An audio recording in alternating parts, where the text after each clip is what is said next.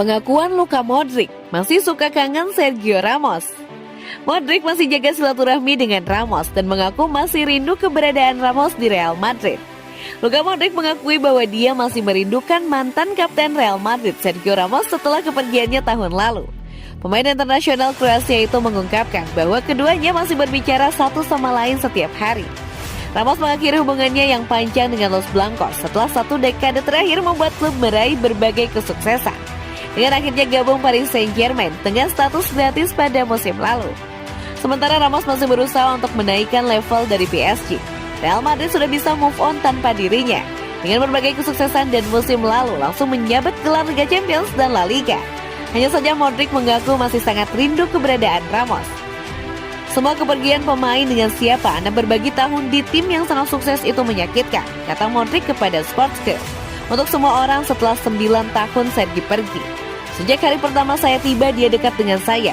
Dia membantu saya beradaptasi dengan Real Madrid. Dia mendorong saya. Dia percaya pada potensi saya. Kami menjadi teman baik. Keluarga kami berkumpul. Kami menghabiskan musim panas bersama. Kami masih berbicara satu sama lain setiap hari. Setidaknya melalui pesan. Saya rindu bergaul dengannya, tapi begitulah dalam sepak bola. Seperti yang saya katakan sebelumnya, ini adalah Real Madrid. Telah dipastikan bahwa tanpa kita semua, ini akan terus berlanjut di sepanjang jalur trofi. Kita semua akan melaluinya, hanya Real Madrid yang abadi.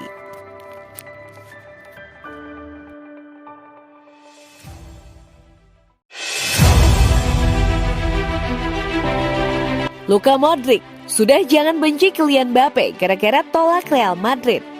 Gelandang veteran asal Kroasia itu mengatakan Los Blancos bukan berarti tidak akan terus berkembang tanpa kehadiran Mbappe. Luka Modric mengatakan tidak perlu terus-menerus membenci Kylian Mbappe atas keputusannya untuk menolak Real Madrid dan bertahan di Paris Saint-Germain. Mbappe sempat diyakini akan meninggalkan PSG dengan status bebas transfer dan bergabung dengan juara Eropa serta Spanyol. Namun dia malah mendatangani kontrak baru yang membuatnya terikat dengan klub Prancis itu hingga 2025.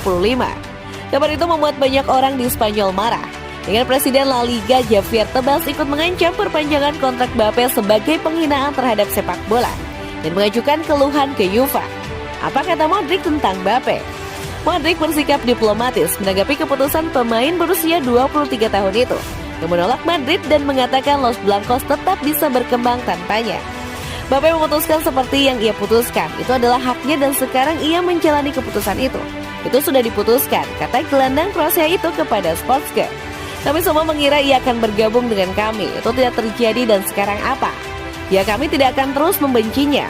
Mbappe adalah pemain hebat, tetapi seperti yang selalu saya ulangi, dalam konteks apapun tidak ada pemain yang lebih penting daripada klub. Real adalah yang terhebat di atas setiap pemain dan akan selalu seperti itu. Siapa yang tahu apa yang bisa terjadi besok, apalagi dalam 3 atau 4 tahun di sepak bola.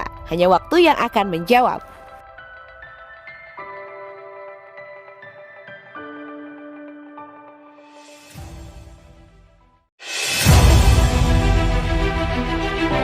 Chelsea disuruh membayar 50 juta euro untuk Presnel Kimpembe. Menurut Foot Mercato, Paris Saint-Germain siap berpisah dengan Presnel Kimpembe.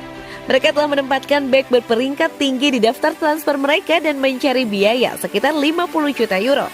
Kemungkinan keluarnya Kimpembe bisa menjadi bagian dari perombakan besar-besaran klub di bawah kepemimpinan Luis Campos. Orang Prancis itu juga tidak kekurangan pelamar. Chelsea termasuk di antara klub yang tertarik untuk mengamankan jasa produk Akademi PSG. Meski mereka akan menghadapi persaingan ketat dari Juventus. Pemain itu sendiri sementara itu dilaporkan telah menawarkan dirinya ke Atletico Madrid. Karena agennya percaya dia bisa beradaptasi dengan baik di bawah Diego Simeone. Atletico Madrid bagaimanapun tidak mungkin untuk bergerak kecuali Mario Hermoso meninggalkan klub. Meskipun mantan bek Real Madrid telah dikaitkan dengan kepindahan ke Newcastle United musim panas ini. Masih belum jelas apakah dia akan meninggalkan klub, mengetahui backpiece baru-baru ini membawa Sven Botman. Ini meninggalkan Chelsea di posisi terdepan untuk mencoba dan meluncurkan langkah untuk Kimpembe. The Blues sangat membutuhkan untuk mendatangkan bala bantuan menyerang di musim panas setelah kehilangan Antonio Rudiger ke Juventus. Andreas Christensen juga telah meninggalkan klub. Sedangkan pemain seperti Cesar Azpilicueta dan Marcos Alonso berpotensi bergabung dengannya di Barcelona.